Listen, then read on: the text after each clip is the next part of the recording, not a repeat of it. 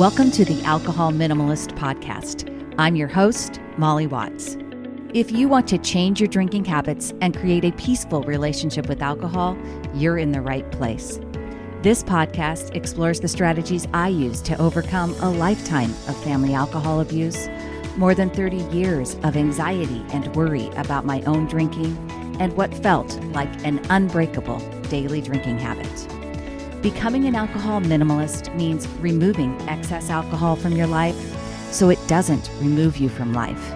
It means being able to take alcohol or leave it without feeling deprived.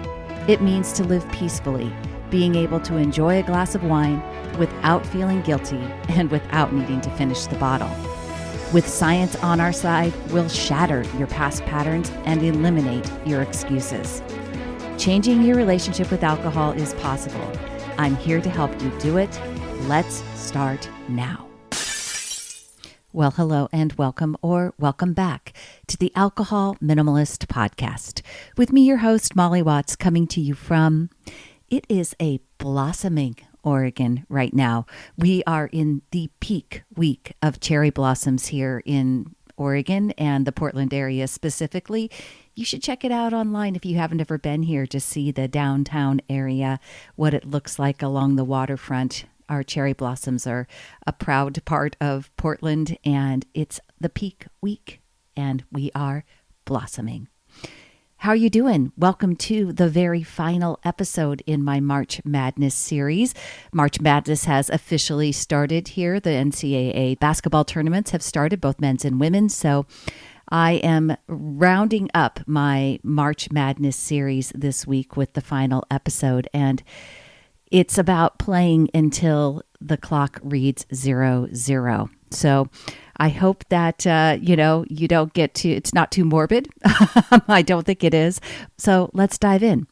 This series, we've talked about knowing your playbook, understanding the scoreboard, and last week I talked about learning how to rebound when you drift. Today I want to zoom out just a little bit because all of that work, the awareness, the honesty, the adjustment, only really matters if you stay in the game long enough for it to take hold. In basketball, there is one thing that is always true. No matter how the game is going, the game is not over until the clock hits 0-0. You can be down by 10. You can be completely off your rhythm. You've seen the Cinderella stories. You've seen the big comebacks in the NCAA. You can have stretches where nothing seems to be working, lots of missed shots, turnovers. And still, if there is time on the clock, there is still a game being played. And I want you to think about that in the context of your life. Because in the game of your life, the clock doesn't hit 0-0 until you're gone. And even then, who really knows, right? But for the sake of this conversation, we'll say this. As long as you are here, there is still time left in the game. And if there is still time left in the game, then change is still possible. What I see happen so often is that people decide the game is over long before it actually is. They say things like, I've always been this way, or I've tried before, or it's just too late for me, or this is just who I am. And what they're really doing, whether they realize it or not, is deciding that the clock has already run out. But it hasn't. There is still time. And the most important question isn't what happened in the first half of the game or even the last few seasons of your life. It's how you want to play the time that remains. Over the last few weeks, we've built a framework that actually works when you stay with it. You've learned how to recognize your playbook, the patterns, the thoughts that drive your drinking. You've learned how to read the scoreboard, not just how much you're drinking, but what it's costing you in terms of sleep and stress and mental energy. And you've learned how to rebound, how to respond when you drift without turning that drift into a spiral. And now this final piece is what makes all of that sustainable. You stay in the game. Let's talk about neuroscience here for a minute because this isn't just mindset work. This is biology. There is a foundational principle in neuroscience that says neurons that fire together wire together. I mentioned that earlier this month. And what that means in very practical terms is that whatever you repeatedly do, think, and feel, your brain gets more efficient at producing. Not what you intend to do, not what you wish you were doing, what you actually repeat. And this is where so many people misunderstand change because they think it comes from intensity, from deciding one day to do everything differently and doing it perfectly for a short period of time. That's not how the brain works. Neuroplasticity, which is the brain's ability to change and adapt, depends on repetition over time, which means that every time you pause instead of automatically pouring a drink, every time you follow through on an alcohol-free day, every time you question or challenge your thinking, like, is this what I want? What am I looking for? Instead of immediately believing the thought that you're thinking, you are creating a different neural signal. And those signals matter, even when they're inconsistent, even when they're imperfect, because over time, those repeated signals begin to organize into a new default. But that only happens if you stay in the game long enough for your brain to register the new pattern. And this is the part that I think is really important to understand because it explains why so many people stop right before things begin to shift. There is a concept in behavioral science called an extinction burst. And an extinction burst is what happens when you stop reinforcing a behavior that your brain has come to expect. So if your brain is used to getting a reward, let's say it's that consistent 6 p.m. glass of wine, and you suddenly interrupt that pattern, your brain doesn't just accept that change quietly. It responds by increasing the urge.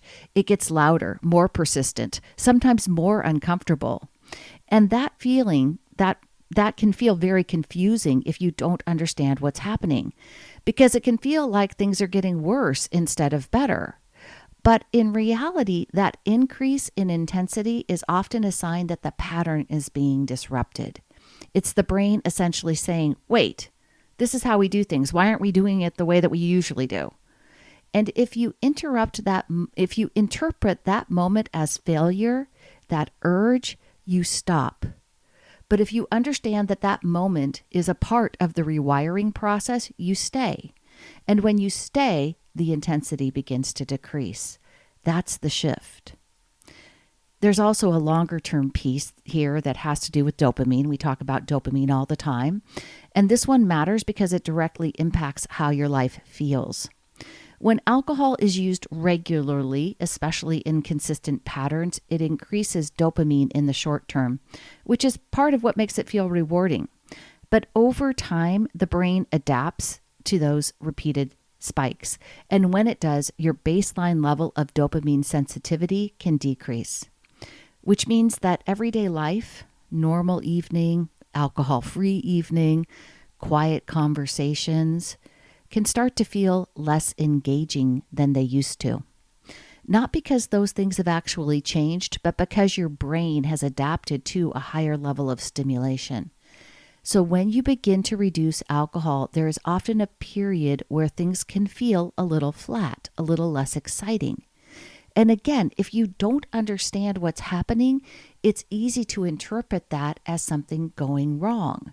But nothing's going wrong. Your brain is just recalibrating. And if you stay in the game long enough, what most people experience is that their baseline actually improves. Their mood becomes more stable. Their energy becomes more consistent. And their ability to enjoy ordinary life increases. But that only happens if you stay long enough to experience it. Hey, just a quick break to talk with you for a minute about Sunnyside. You hear me talk about it on the show often, and it really is my number one recommendation for a mindful drinking app.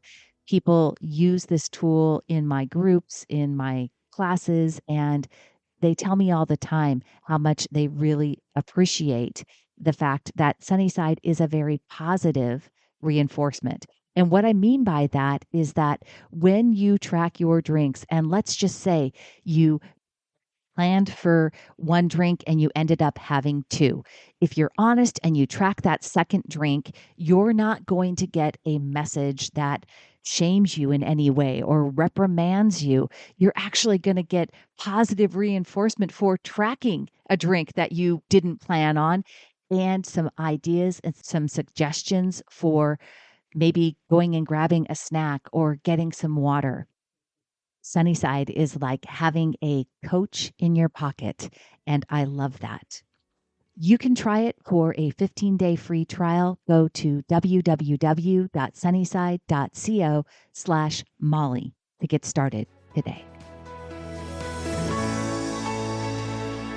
This is where your mostly alcohol-free identity becomes so important, because mostly does not mean always. Mostly means consistently returning. It means you don't measure your success by whether you were perfect this week. You measure it by whether you stayed engaged, whether you noticed, whether you adjusted, and whether you kept going. I talked about last week about how I drifted and how I had to recalibrate, and I was looking forward to it, which I did this last week. It was awesome. And I rebounded. And that's exactly what this looks like in real life. Playing until 0-0 doesn't mean forcing yourself or pushing in a rigid way. It means staying connected to the process. It means understanding that there will be seasons where things feel easier and seasons where they don't, and that both of those are a part of the same game. It means planning for high novelty environments instead of being surprised by them, continuing to include alcohol-free days as a part of your rhythm, and looking at trends over time instead of obsessing over a single night. It means adjusting when needed without turning it into something dramatic. And most importantly, it means returning again and again without questioning whether you're allowed to keep going. Here's the truth. You're not behind. You're not late. You're not disqualified. As long as you are here, there is still time left in the game. And sustainable change does not require a perfect past. It requires a willing present. Your brain is always changing. The only question is whether you stay engaged long enough to let it change in your favor. When I look at my last few weeks, I could tell a story that I lost momentum, or I could tell a different story. I could tell a story that I stayed in the game, that I noticed, that I understood what was happening, that I applied what I know, that I adjusted. And that's what this work looks like over time. It's not perfect, but it's consistent. So if you're listening to this and thinking, I should have figured this out by now, I want you to hear me clearly. There's still time. There is still time to change your patterns, to build self-trust, to create a peaceful relationship with alcohol. The clock has not run out, and it won't until it does. So play, stay in the game, adjust when you need to, rebound when you drift, learn your patterns, trust the process, and keep going. That's all I have for you this week, my friends. Choose peace, and I will see you on Thursday. Thanks for listening to the Alcohol Minimalist Podcast. Take something you learned from this week's episode and put it into action. Changing your drinking habits and creating a peaceful relationship with alcohol is 100% possible. You can stop worrying, stop feeling guilty about overdrinking, and become someone who desires alcohol less. I work with people in 2 different ways, and you can learn about them over at my website.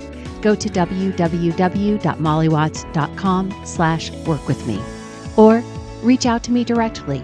Shoot me an email, molly@mollywatts.com. We'll jump on a call and decide what might work best for you. This podcast is really just the beginning of our conversation. Let's keep it going.